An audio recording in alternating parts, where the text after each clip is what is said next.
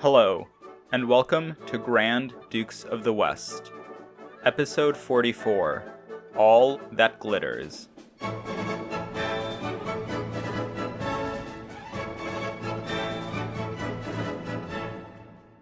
In 1428, Philip the Good was approached by representatives of the 4 members of Flanders, who presented him with a petition requesting that he get married again.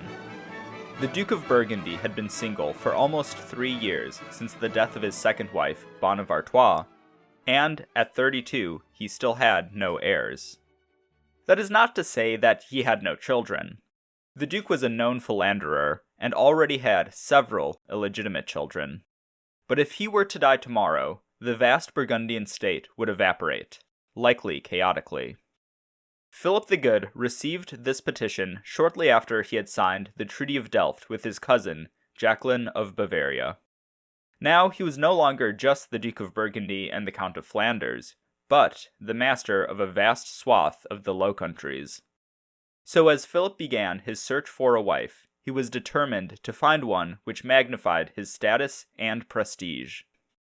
As early as 1425, mere weeks after the death of Bonne of Artois, one of Philip's counselors was already considering the Duke's options. Quote, "It is said that there are 5 marriageable young women, hardy and handsome. That is to say, Robert of Bar's daughter, the 2 sisters of the King of Navarre, the King of Portugal's daughter, and a noble English lady." But over the next few years, the Duke of Burgundy was still indecisive, and he did not limit himself to these options, as can be seen from his 1427 marriage negotiations with the King of Aragon. By the time that Philip received the petition from the members of Flanders in late 1428, a tentative decision had been made, and a month later, the Duke of Burgundy would send an embassy to the King of Portugal to finish negotiations for the hand of his daughter, Isabella. Isabella of Portugal was a fine choice. As a scion of a royal house, she had the pedigree that Philip was after. And while she was a bit older than the typical medieval bride, being 31 while the negotiations were ongoing, she was no old maid. And her age had some benefits. Isabella was well educated, experienced, and smart. While medieval marriages were generally not made with too much focus on the intelligence of the bride, Philip the Good was looking for someone who could help him run his vast domains.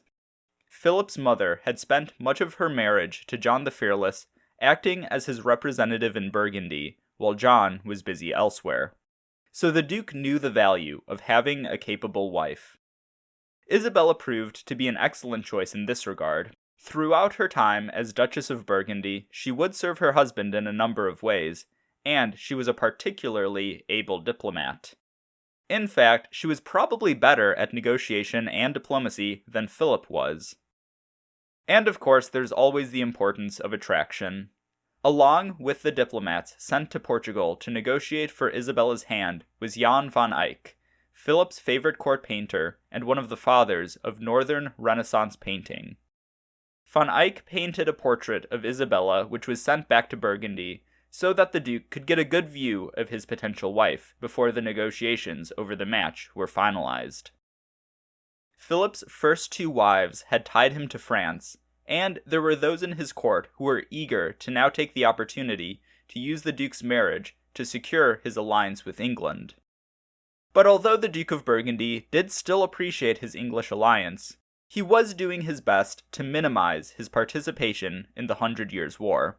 And so, while a bride with connections to England would be beneficial, he also wanted to demonstrate his independence from both England and France, and emphasize that Burgundy was a power in its own right.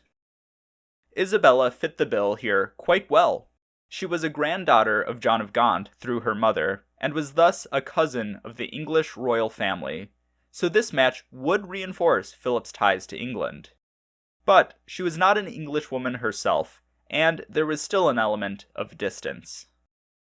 Philip had other reasons to look to Portugal apart from a mutual alliance with England. Portugal was an important trading partner of the Low Countries, and it also had long-standing ties to the Duchy of Burgundy. In fact, the royal House of Portugal was descended from a cadet branch of the old Capetian house of Burgundy. Moreover, Portugal was a power on the rise. Isabella's brother, Prince Henry the Navigator, had already begun to patronize the explorers and expeditions which would lay the ground for the Portuguese Empire. After a few months of discussions and negotiations, Philip assented to the marriage, as did Isabella's father. Isabella, of course, had no choice in the matter, but we do have some reason to believe that she was excited about it. On July 24th, 1429, Isabella was married to Philip by proxy, but she would not leave Portugal for a few more months. Unfortunately, the new Duchess of Burgundy and those accompanying her to the Low Countries did not set out until October, and by then the seas had grown rough. The journey to Flanders took almost 3 months, and 2 of the ships in Isabella's flotilla were lost at sea. She finally reached the port of Sluis in the last days of 1429, and 2 weeks later, Isabella and Philip's marriage was confirmed in Bruges. The celebrations surrounding Isabella's arrival in Flanders were a testament to the wealth and power of the Duke of Burgundy. Philip the Good was determined to put on an unforgettable party, and, well, I'm talking about it, so I guess he succeeded. 3 kitchens and 6 warehouses were constructed just to prepare and store the food for the festivities, and dozens of wagons made their way to Bruges, carrying tapestries from Artois, tournament armor from the Franche-Comté, jewels from the ducal treasuries, and anything else that the feasts and celebrations might require. As Philip the Good was the Duke of Burgundy, he also summoned 100 wagons of Burgundian wine to Bruges to keep everything well lubricated.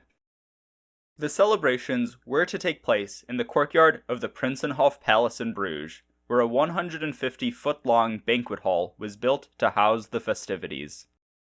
Isabella was led through the streets of Bruges in a grand parade, which included 76 trumpeters and a myriad of courtiers, dressed in fine, colorful garments.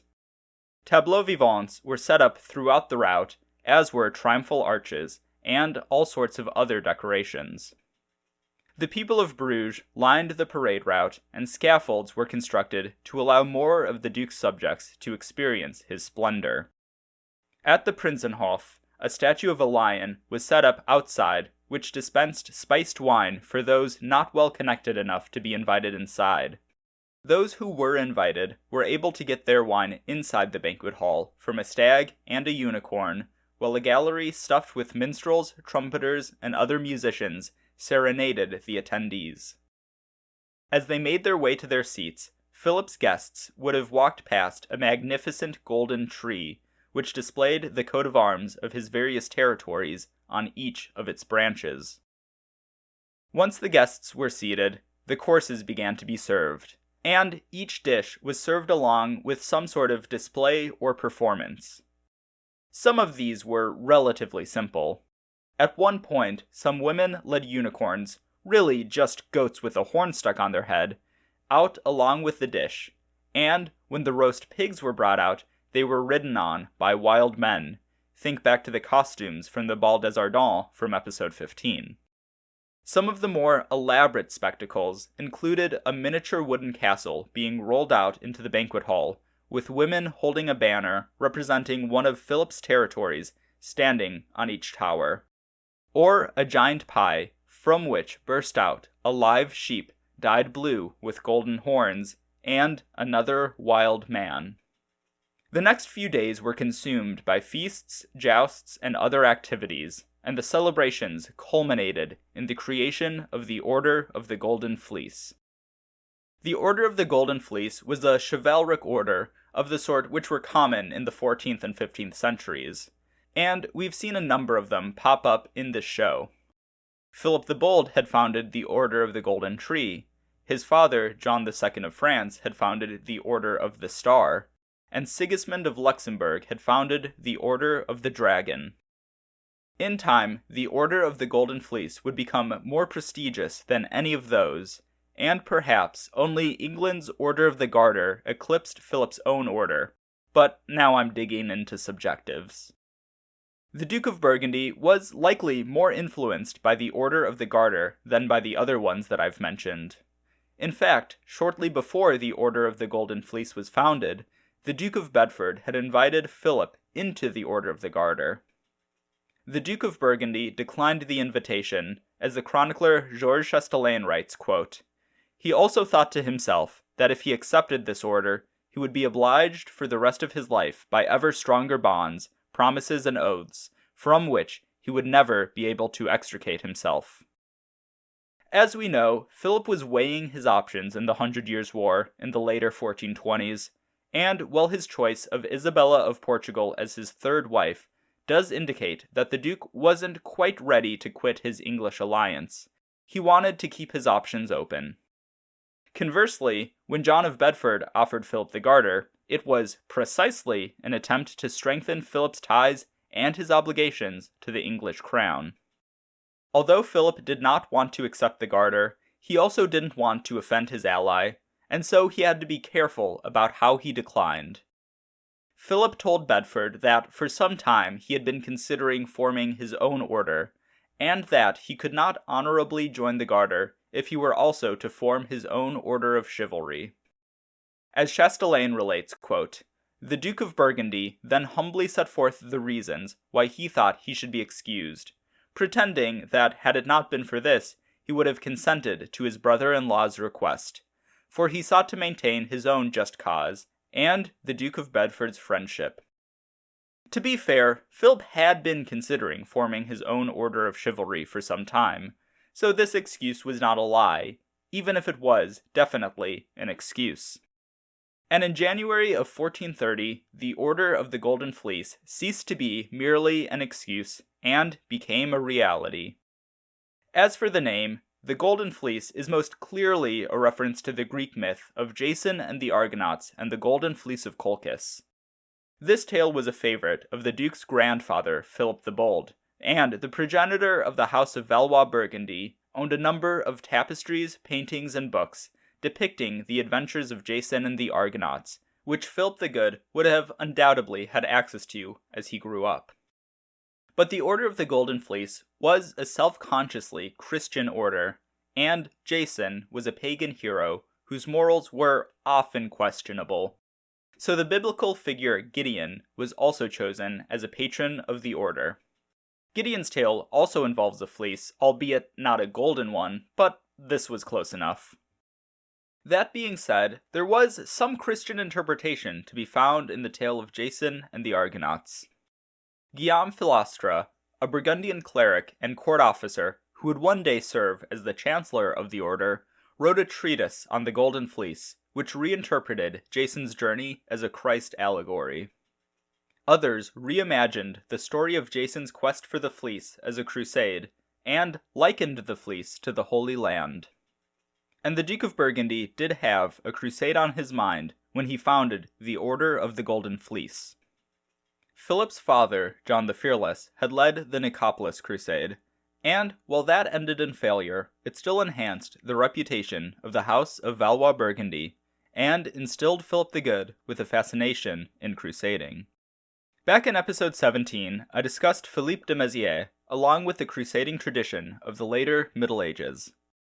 De Mézières believed that orders of chivalry could unify the princes of Christendom and facilitate a new crusade, and so founded the Order of the Passion for just that purpose.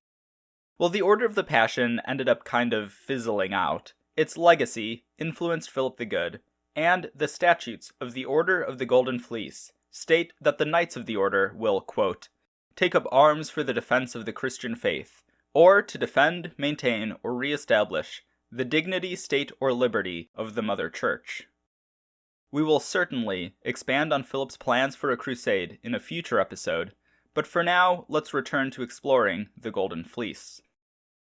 While the imagery of the stories of Jason and Gideon are the most direct inspiration for the name of the order, we must also remember that the wealth of the Duke of Burgundy came in large part from the production and sale of cloth, and in Flanders, a fleece was as good as gold. And before I move on, there is one more possible origin for the name of the order, And, while almost certainly false, it is entertaining, so I'll relate it anyway. According to a later chronicler, the name was a reference to the blonde pubic hair of one of the Duke's favorite mistresses. Now, Philip was notorious for his habit of keeping many, many mistresses, even during his marriages. But I find it highly unlikely that he would name his precious order of chivalry after one of their pubes, especially as it was founded while he was still celebrating his marriage. The Golden Fleece, however it was chosen, soon became one of the most iconic Burgundian symbols, and it graces the cover art for this show. An emblem of the Golden Fleece was attached to a chain made out of gold B-shaped fire steels, another favorite symbol of Philip the Good, and given to each of the Knights of the Order. The Order of the Golden Fleece still exists today, and the collar is largely unchanged. So we know that in today's money, or at least in 2015 money, as that's the last time a collar was awarded, that the collar of the Golden Fleece is worth over 50,000 euros. Knights were expected to wear their collar every day, and could be fined for each day they didn't display it. In addition to the collar, the knights wore fine scarlet robes during the meetings of the order. These outfits were a grand symbol of the wealth of Burgundy and of the Duke's patronage. In addition to showing off his wealth, Philip also founded the order for the prestige. Orders of chivalry were prestigious things, and so by founding one, Philip was able to magnify his own stature. Not only that, the founding of his own order of chivalry was another way that Philip could assert his independence from France and also from England. After all, he had recently refused the Garter. With the Order of the Golden Fleece, Philip was saying that he was on the same level and apart from both kingdoms. And while this symbolism was directed outwards towards foreign princes, it was also directed inwards towards his own subjects, both aristocratic and bourgeois. The aristocrats were the ones who made up the order, or hoped to join it, but the bourgeois element might need a bit more explaining. First of all, as the Golden Fleece could be seen as a representation of the ever-important cloth trade, it was a way to symbolically connect Philip and the aristocracy to the urban merchants and cloth workers.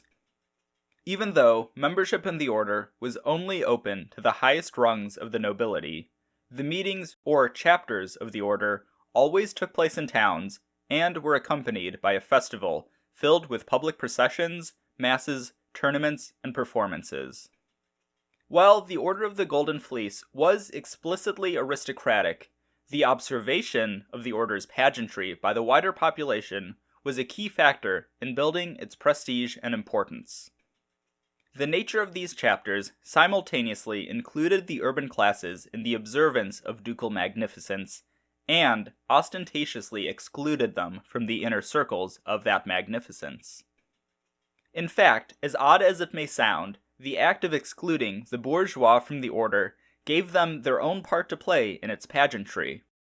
And while this kind of brazen inequality doesn't play so well today, in the late medieval world it was simply how things were done. And the burghers of the Burgundian Low Countries took pride in their participation in the wider celebrations surrounding the order, and were awed by the splendor of their duke. But although the demonstration of ducal magnificence to the urban subjects of Burgundy was certainly important, the major value of the order was its ability to tie nobility from Philip's disparate domains to each other and to him. The Order of the Golden Fleece created a new rank of nobility in the Burgundian domains, and the honor, prestige, and privilege of receiving a collar came along with a whole host of responsibilities and obligations to the other members of the order, and especially to the Duke of Burgundy.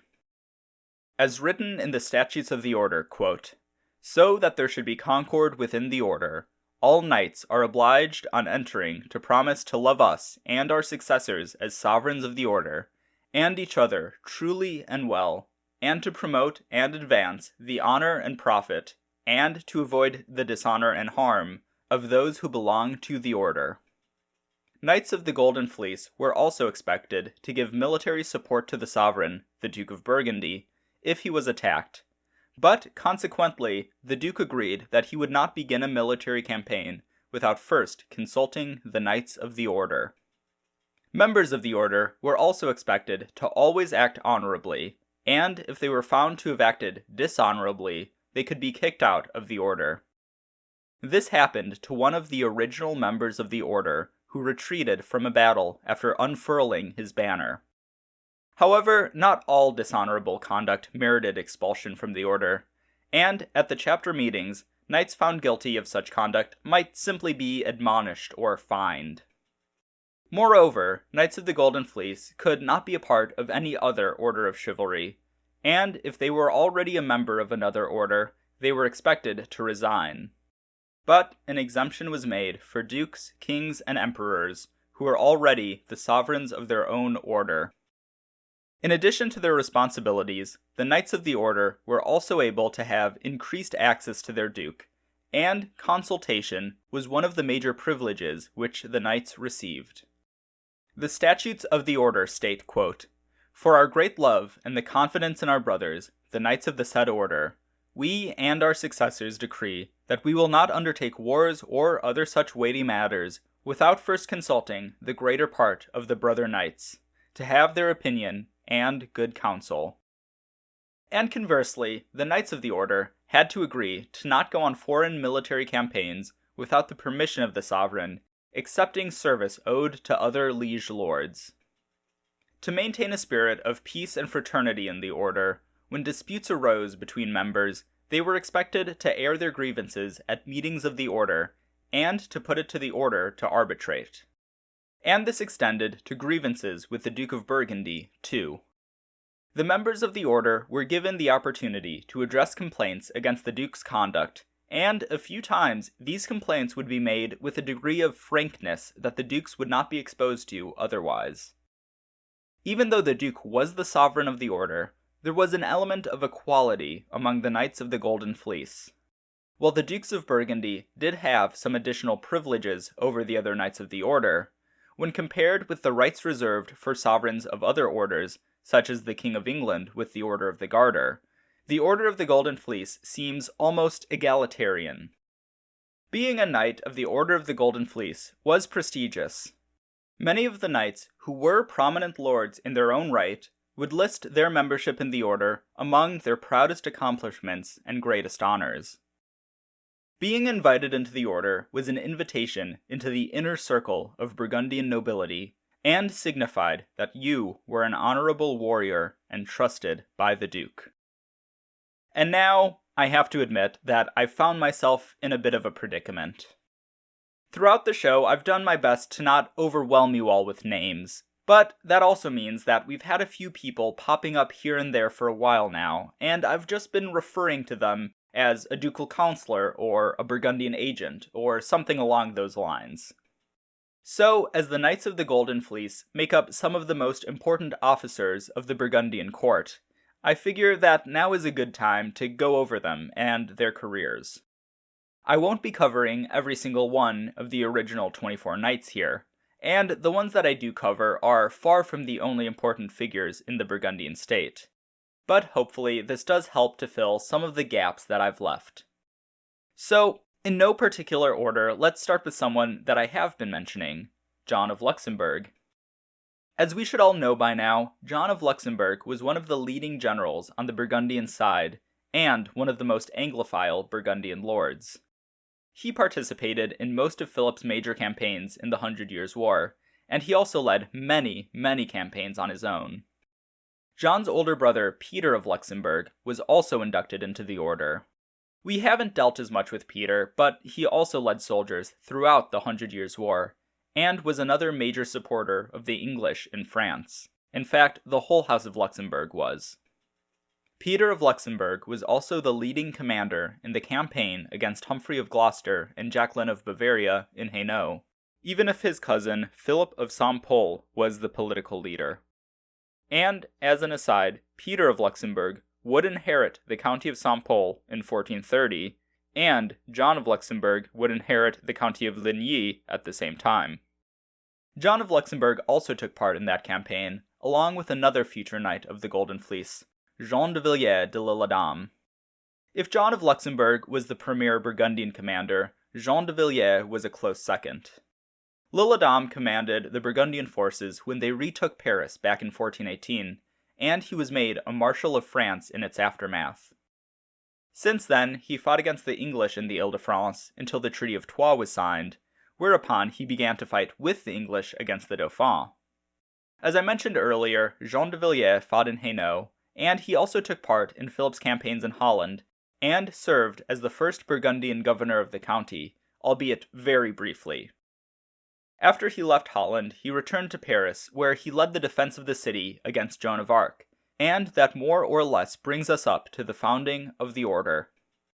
Another member of the Golden Fleece, Hugh de Lannoy, would also serve as a Burgundian governor of Holland, but would do so for much longer.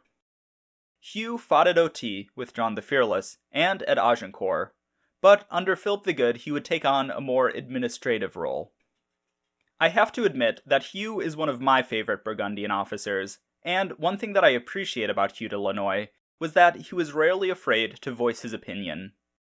Many examples of his correspondence still survive where he attempts to give Philip the Good advice, and for the most part it is extremely sensible advice that is almost never followed. A level of frustration can be read into some of his letters to the Duke, but he was a loyal court officer and a capable administrator, and he was well respected by Philip.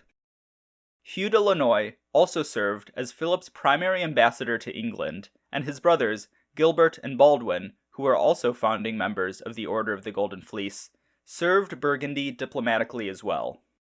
Gilbert was sent all over the place: Scotland, the Holy Roman Empire, Prussia, Russia, Poland, Constantinople, Rhodes, Jerusalem, and Egypt, just to name a few. Baldwin wasn't away quite as much as Gilbert was, but he was part of the delegation to Portugal to negotiate for Isabella's hand, as was another future knight of the Golden Fleece, John, the Lord of Roubaix. John of Roubaix had served all three Valois Dukes of Burgundy. He fought for Philip the Bold at the Battle of Rosebeck. He joined John the Fearless and some other knights I'll get into in a bit on the Nicopolis Crusade, and now he served Philip the Good. John of Roubaix also serves as a nice illustration of the ties that bound the nobility of the Burgundian lands already, as he was married to Agnes de Lannoy, the sister of Hugh, Gilbert, and Baldwin, and John's daughter was married to the next person I'm going to talk about, Antoine de Croy. Antoine de Croy was the son of Jean de Croy, who I've mentioned a few times on this show. Antoine was Philip the Good's favorite and most trusted counselor, and in 1431 he would be made the Duke's first chamberlain. As first chamberlain, Antoine was expected to be near the Duke almost constantly. He slept in Philip's bedchamber, hence the name Chamberlain, and he carried Philip's ducal banner in battle. Antoine de Croy did occasionally leave Philip's side, such as when he led the defense of Namur against Liège, more on that in the next episode. But for the most part, he was a constant companion of the Duke, and his influence was almost always felt. Antoine's younger brother, another Jean de Croy, was also a knight of the Golden Fleece. In 1434, he would be appointed Captain General and Bailiff of Hainaut, which more or less put him in charge of the county. And when he was not in Hainaut, he was usually on some sort of embassy or military campaign on behalf of the Duke of Burgundy. The power and influence of Antoine and Jean de Croy is hard to overstate, and we'll be dealing with the brothers a lot going forward. Another well-represented family in the order, along with the Croys, the Lannoys, and the Luxembourgs, was the House of Bremeux. David, his brother Jacques, and their nephew Florimond were all founding members of the order. The oldest member of the Order of the Golden Fleece was Guillaume de Vienne, the Lord of Saint-Georges, who was 70 when the order was founded. Vienne served all three Valois Dukes of Burgundy, diplomatically, militarily, and administratively, and he also took part in the Nicopolis Crusade. Guillaume de Vienne was with John the Fearless at Montereau when the Duke was assassinated, and he was one of the few Burgundians to make it off the bridge alive, along with Antoine de Vergy, another knight of the Golden Fleece. Another old-timer was Regnier Pot. Like Roubaix and Vienne, Pot had a long and storied career, which included serving as an advisor to Philip the Bold, John the Fearless and Philip the Good, and taking part in the Nicopolis Crusade. Regnier Pot's stature and the trust which John the Fearless had in him was demonstrated when the Duke of Burgundy placed him on the royal council numerous times during the Civil War, and Pot would hold many of the most important offices in the Burgundian court and state throughout his life. I also feel the need to mention Roland de Houtkirk, who helped to negotiate the Treaty of Troyes, was a major figure in the battle for Holland, and also briefly served as the county's governor. Antoine de Toulangeon, the Marshal of Burgundy and governor of the counties of Burgundy and Charolais, Jean de la Tremoille, the brother of Charles VII's favorite Georges de la Tremoille, and the hereditary chamberlain of Burgundy, and Pierre de Boffremont, the captain general of the Duchy of Burgundy, and the son-in-law of Philip the Good through his marriage to one of the Duke's illegitimate daughters. Now, there are more Knights of the Order that I didn't mention, but I still don't want to overwhelm you with the names, even though I likely have just done that. Going forward, I will do my best to be a bit more inclusive of Philip's officers and advisors, and hopefully I won't find myself in this kind of a glut again. So, now that we at least know the names and careers of many of the original Knights of the Golden Fleece, I want to explore where they came from. Well, Philip the Good did found the order, in part, to unite the nobility of his domains. At the time of founding, the Duke's connections were primarily with the nobility in the territories his family had ruled for generations now. So in the first years of the order, there were no knights from Hainaut, Holland, Zeeland, or Brabant. Admittedly, some of the knights did have familial links to these lands, but none of them were based there. Out of the 24 original knights, 8 came from the 2 Burgundies, and 16 came from Flanders, Artois, and Picardy. Now, over time, the share from the 2 Burgundies would fall, with the share of knights coming from the Franche-Comté dropping quicker than the share from the Duchy of Burgundy. And conversely, the newer territories would begin to be represented in the order. Knights from Flanders, Artois, and Picardy would hold the largest share of seats in the order until the end of Valois-Burgundy, but they would not always hold an absolute majority. So, while I do think it's accurate to say that the Order of the Golden Fleece did knit the nobility of Burgundy closer together, we should not overestimate its effect. The Order was a highly exclusive club, never having more than 31 members at a time, and so its effect could never be widespread. The spots open to nobility from the Burgundian domains were further limited by the presence of foreign nobles in the order. While there were initially no foreign knights, the Dukes of Burgundy would eventually use membership in the order as a tool to solidify their alliances. But this practice doesn't really begin for another decade, so I won't dive into it quite yet. But it should be noted that the Order of the Golden Fleece was the closest thing to a general collection of Burgundian nobility.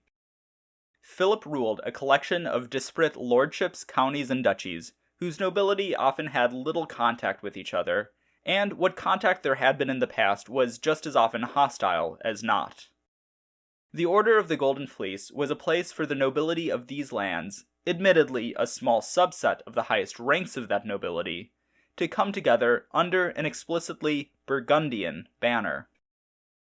One of the most impressive things about the Order of the Golden Fleece was the longevity of it. Many chivalric orders faded within a generation or two of their founding, but, as I said earlier, the Order of the Golden Fleece still exists today. The Dukes of Burgundy and the Knights of the Order maintained a commitment to the Golden Fleece which amplified its prestige and legacy. It would have been easy for the Order of the Golden Fleece to fade after the death of Philip the Good, but his son and successors recognized the importance of the order and kept it going with the same reverence that its founder had for it. With his marriage to Isabella of Portugal and the founding of the Order of the Golden Fleece, Philip the Good was sending a message to the world that he was more than any other duke. He was the Grand Duke of the West. Philip now controlled a huge swath of some of the wealthiest and most densely urbanized land in Europe, and his lavish wedding and prestigious order of chivalry demonstrated his wealth, power, and influence. No longer would the Duke of Burgundy compare himself to other counts or dukes. Now he was on the level of kings, and he was determined to receive that recognition. Thank you so much to my patrons: Christine, Duchesse de Nemours, Elliot, Graf von Kravenstein, Anthony, Comte de Chateauneuf-en-Auxois, Preston, Comte de Saint-Fargeau, Mark, Comte de Merceau, Diana, Graf von Beersel, Mehmet, Comte Santerre, Chris, Comte de Seymour, David, Graf von Bornum, Rosa, Comte de Germol, Elliot, Comte de Bussy-le-Grand, Quentin, Graf von Blasfeld, Tyler, Comte de Chamaret, Ian, Graf von Arenberg, Eric, Comte de Couche, David, Graf von Barland, Jonathan, Comte de Bazoches, Olivier, Comte d'Ussert, and to my Knights of the Duchy. If you want to join them, you can at patreon.com/ValoisBurgundy. If you want to support the podcast in other ways, you can do so by leaving a review in your podcast app of choice and telling your friends about the show. Both really help to grow the show and will earn you my everlasting appreciation. If you want to keep up with the show, you can follow me at Valois Burgundy on Twitter or Blue Sky, or find Grand Dukes of the West on Facebook. You can also email me at granddukesofthewest.com and check out the podcast website for maps, images, sources, and more at granddukesofthewest.com. Once again, thank you for listening.